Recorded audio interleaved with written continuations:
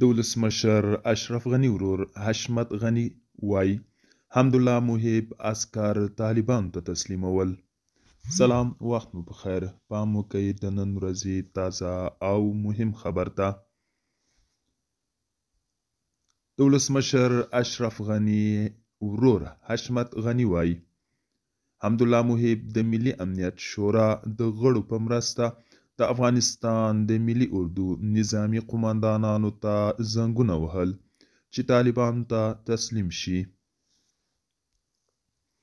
3 کاله کېږي چې هدیه نیوز د همدې مسئلې په هکله حقایق څرګندوي، خو شخص پرستان یې نه مني. د هدیه نیوز ډیرو خواخوږو د همدوی خبرو له امله د هدیه نیوز پاڼه بلاک کړه، خو ورو ورو اوس بیرته را روان دي او وایي چې د هدیه نیوز څیړنیزو خپرونو حقایق بیانول. دوستانو، دا و د نن ورځې چمتو کلی خبر. تر بیا مو په الله سپارم.